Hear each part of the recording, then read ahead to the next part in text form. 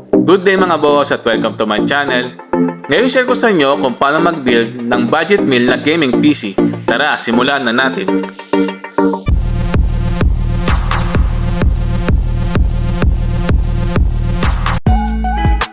I-unbox po muna natin yung computer casing. Ang mga parts po ng PC na nagamit ko ay binili ko po sa Lazada.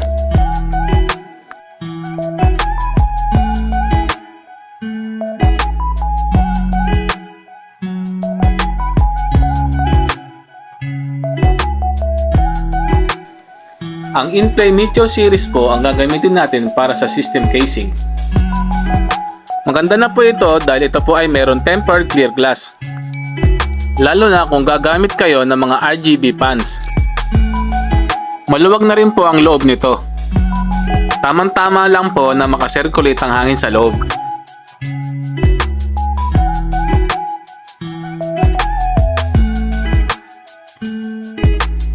Tanggalin na po natin yung glass panel. Ingatan lamang po natin ang pagtatanggal at baka mabasag.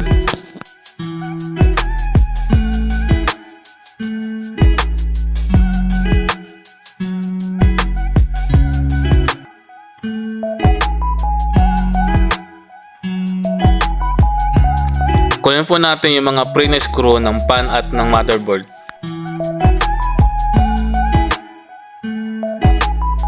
Ito pong 80mm na pan ang gagamitin natin para sa exhaust. Kinulang po kasi ako ng pan kaya ito po muna ang gagamitin ko.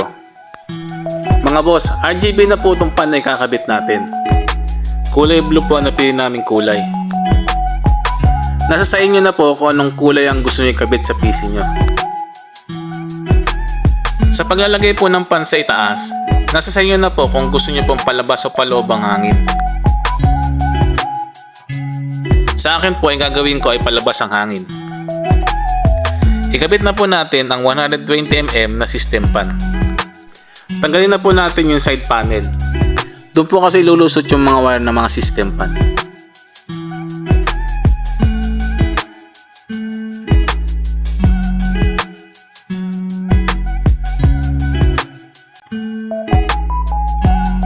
Huwag po muna higpitan ng screw para ma-align po maigi yung pan bago higpitan.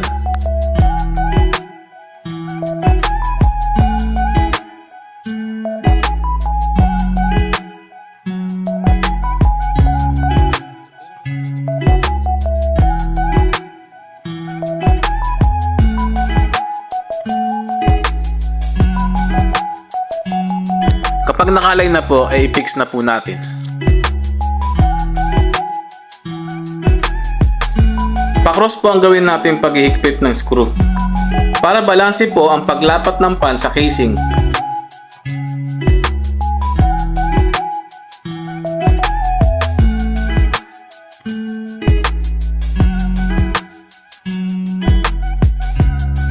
Ikabit na rin po natin yung isang pan sa ibabaw.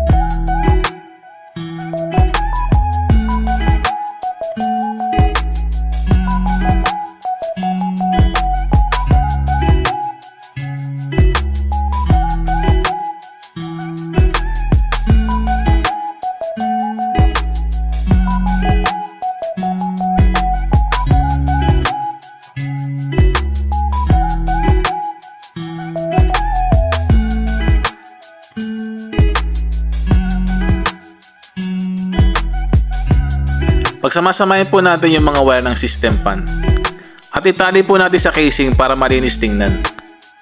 Maaari po tayong gumamit ng maliit na cable tie. Maganda po kasi na nakaayos ang wiring para malinis tingnan.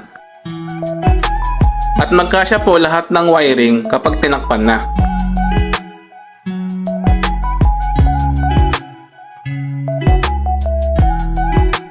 Ilagay po natin ang connection sa malalim na part ng casing para hindi po maipit kapag nilagay ang cover.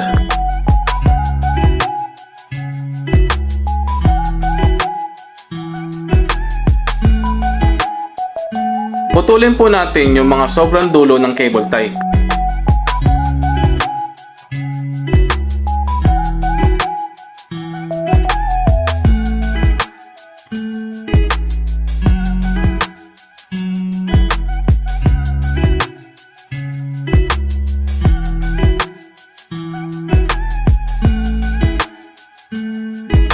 Pagsamasamahin lamang po ang Molex cable para sa supply.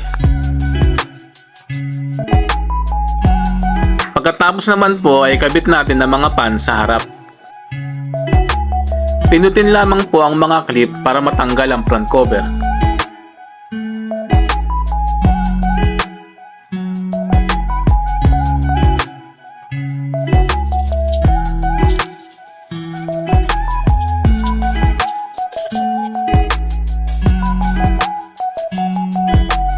Sa paglalagay po ng pan sa harap, iayon lamang po ang direksyon ng hangin papasok sa system casing. Meron po yung arrow marking para sa direksyon ng hangin. Makikita niyo po ito sa katawan ng system pan. Ilagay po muna lahat ng screw bago higpitan.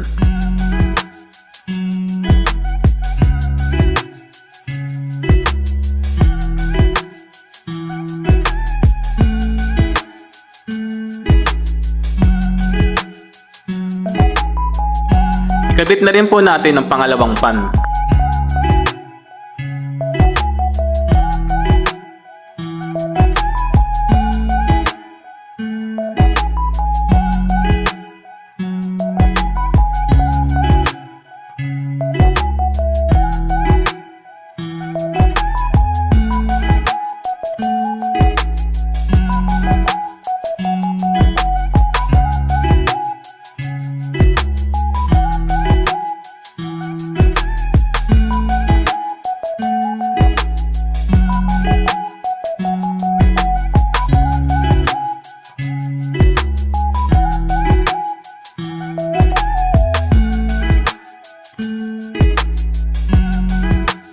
Ngayon naman po ay kabit na po natin yung pangatlong pan.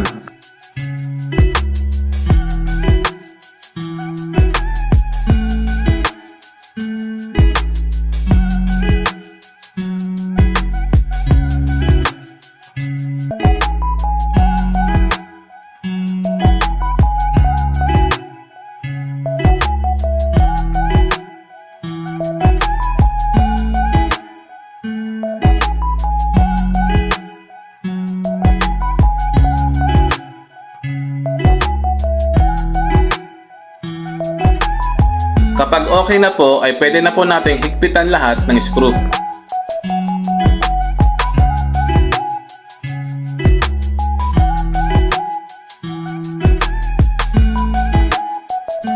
Pagsamasamahin na po natin lahat ng Molex cable.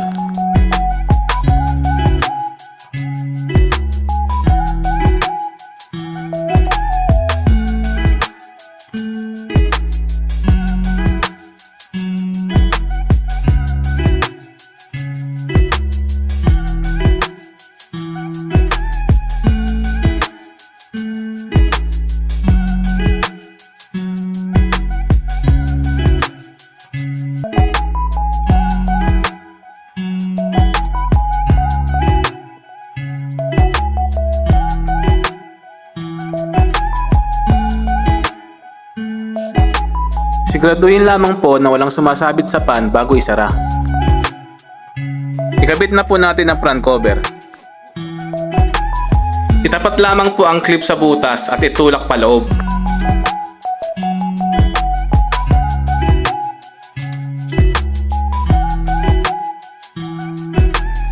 Ikabit naman po natin ang 700 watts na generic power supply.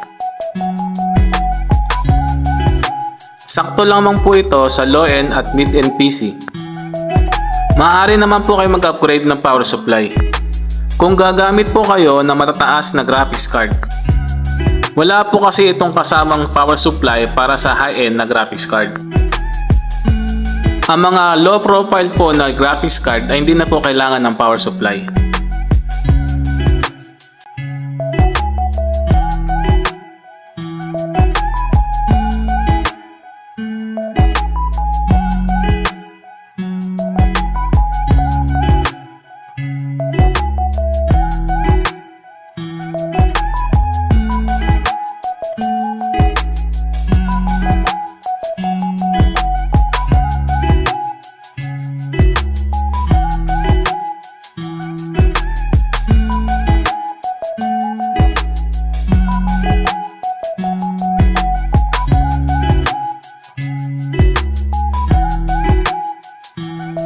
Ang gagamitin po nating motherboard ay ang Gigabyte H61-M-DS2 DDR3 Micro ATX na may 1155 Intel socket.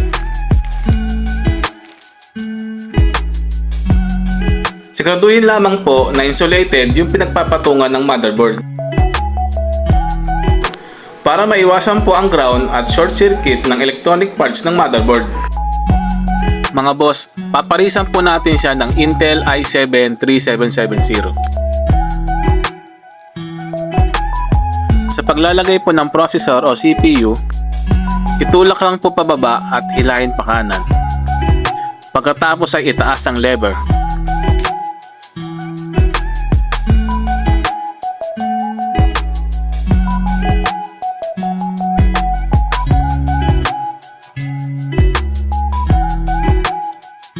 Ito po ang kakabit natin na processor o CPU. Ito po ang Intel i7-3770.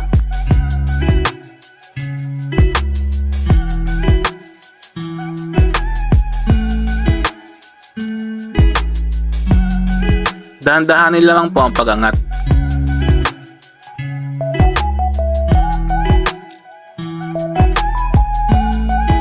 Sa paglalagay po ng CPU, itapat lamang po ang arrow marking sa motherboard.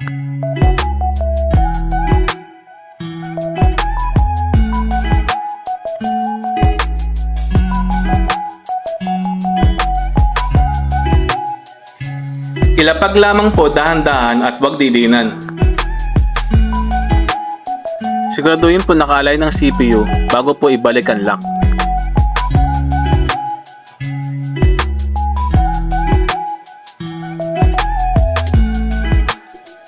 Ipasok po muna sa screw bago ibaba ang lever.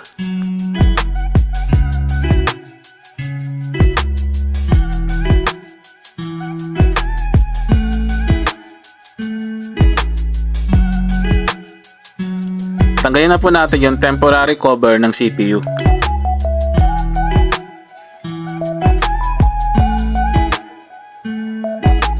Pagkatapos po ay lagyan na po natin ng thermal paste. Dito lang po karami ang ilalagay natin para hindi po kumalat sa motherboard kapag nilagay ang CPU pan. Ang gagamitin po natin ay stock na Intel CPU cooler. Maaari din po kayong gumamit ng RGB na CPU cooler kung gugustuhin nyo. Sa pagkakabit po ng CPU pan, itapat lamang po ang clip sa butas at itulak pababa.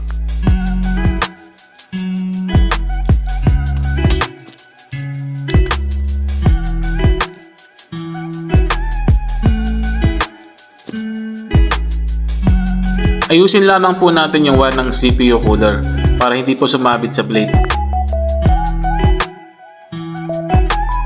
I-plug na po natin sa pan header.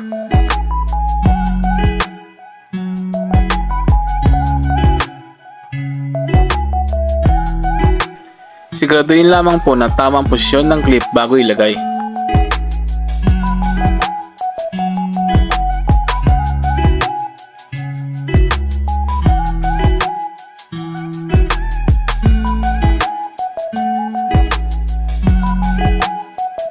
Siguraduhin lamang po na nakalapat ang connector para maiwasan ang loose connection. Ngayon naman po ikabit natin yung RAM. Buksan po muna natin yung mga lock.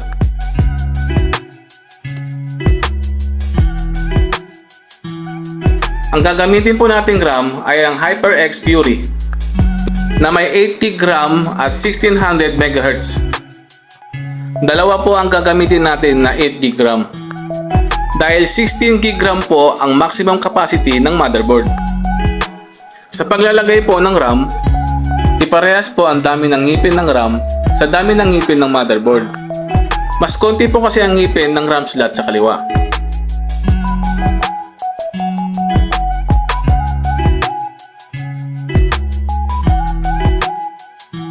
Sa paglalagay po ng RAM, ipatong lamang po ang RAM sa RAM slot at itulak po pababa kabilaan.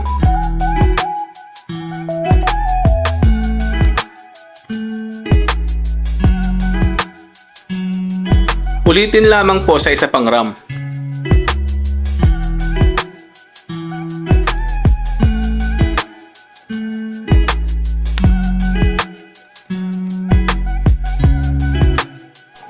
Siguraduhin lamang po na nakalock para hindi mag-loose. Kapag kumpleto na po, ay pwede na po nating ilagay sa motherboard.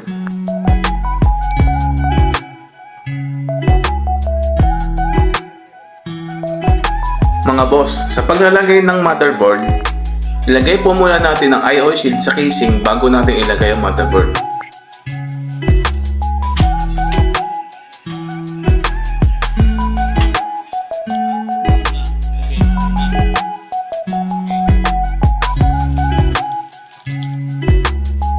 Ihiwalay na po natin yung mga screw na gagamitin natin sa motherboard.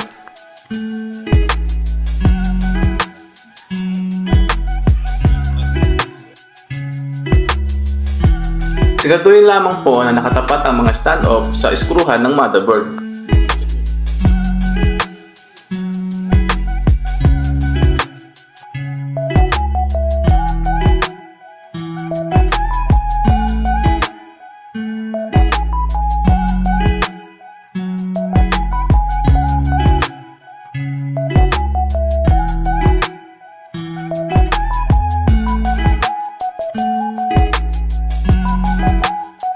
Ilagay po muna lahat ng screw bago higpitan.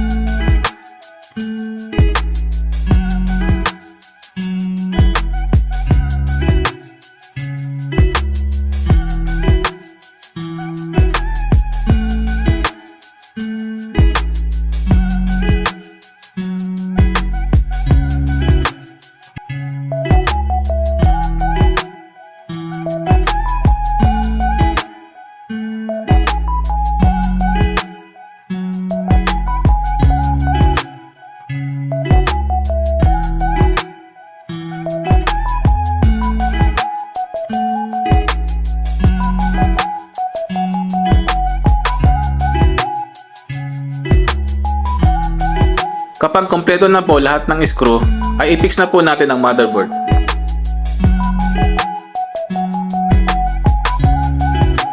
Mga boss, ikabit na po natin yung 20+4 na socket. Siguraduhin lamang po na nakalapat lahat para walang loose connection. Importante po kasi na wala tayong loose connection para maiwasan po natin ang pagkasira ng motherboard. Mga boss, ang gamit po natin na motherboard ay wala pong port para sa 3.0 na USB. Kaya itatabi na lang po natin. Mga boss, ikabit na po natin yung audio connector na galing sa front panel. Makikita nyo po ito sa left side ng lagayan ng graphics card.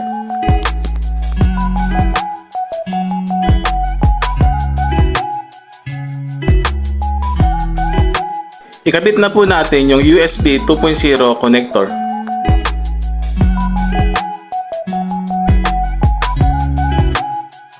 Ikabit na rin po natin yung 4+4 pin na galing sa power supply. Pero isang set lamang po ng 4 pin ang gagamitin natin. Kaya itatabi po natin yung isang set ng 4 pin. Makikita po ito sa upper left ng motherboard.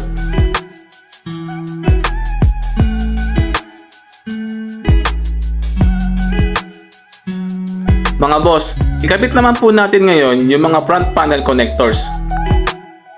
Nakalagay naman po sa front panel port kung para saan ito. Tandaan po natin na ang arrow marking ay ang positive o pa-cross na symbol. Kung sakali naman po na walang naka-indicate na pangalan sa inyong front panel port, hanapin lamang po ninyo ang model ng inyong motherboard at i-search nyo po sa Google ang front panel port at front panel connection.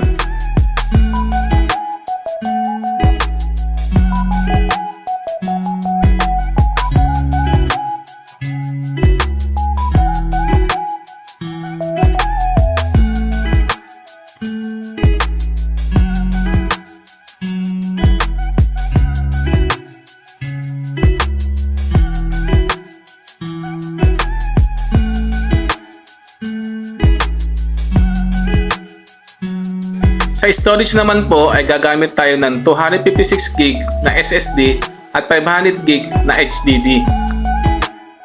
Sa paglalagay po ng storage, tanggalin lamang po natin yung bracket sa loob ng casing.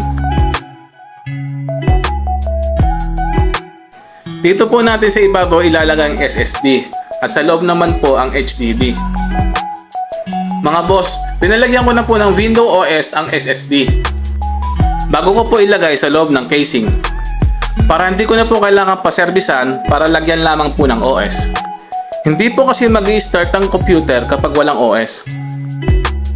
Maaari din naman po na magpalagay kayo ng Windows OS gamit ang bootable USB. Gagamitin po natin ang SSD para sa Windows. At ang HDD naman po ay para sa apps at mga games. Maaari pa po kayo magdagdag ng 2 HDD para sa additional na storage. Ilagay na po natin ang HDD.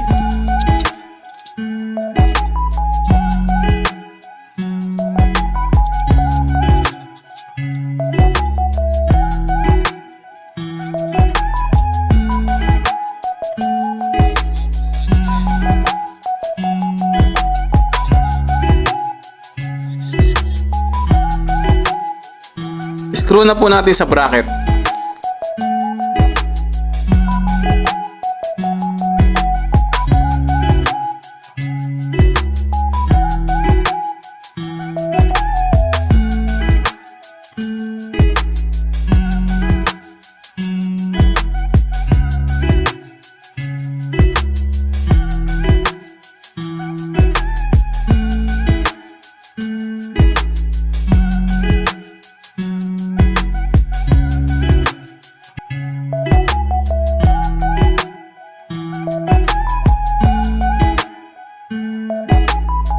Ibalik na po natin sa loob ng casing.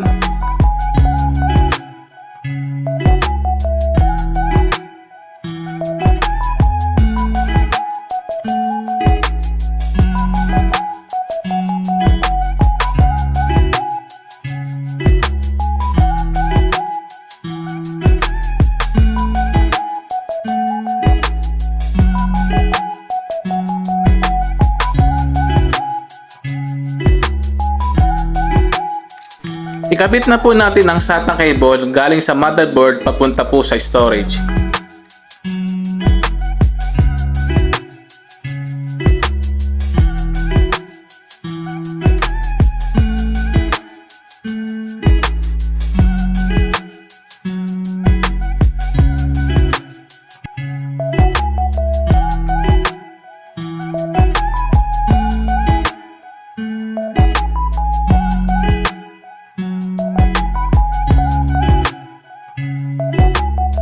Ikabit na po natin ang mga SATA port sa SSD at HDD.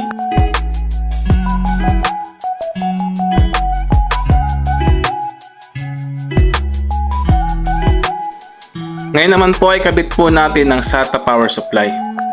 Siguraduhin lamang po na parehas ang slot bago itusok.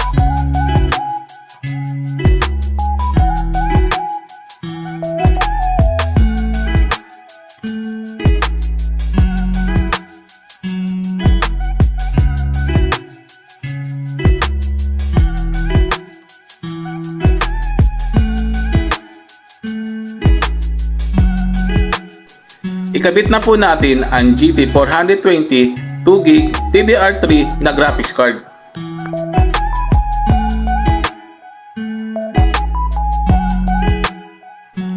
Itusok lamang po sa video card slot.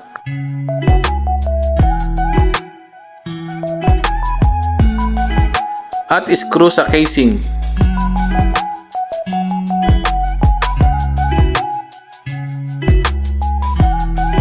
Bago po natin testingin, ibalik po muna natin yung glass panel. Mga boss, share ko na rin po. Ang naggastos po natin lahat sa build na to ay 11,450.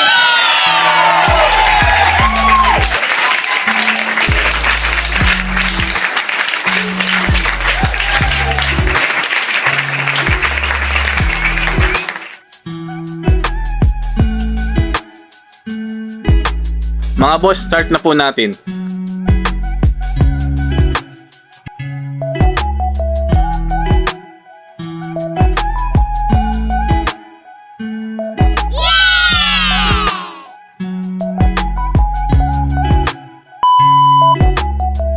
Okay na po mga boss, try po natin maglaro ng online games.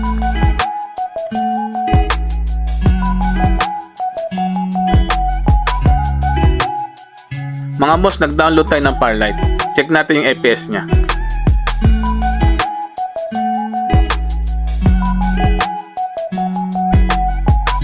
Mga boss, naglalaro siya ng 60 to 80 FPS. Sakto lang po siyang pang gaming.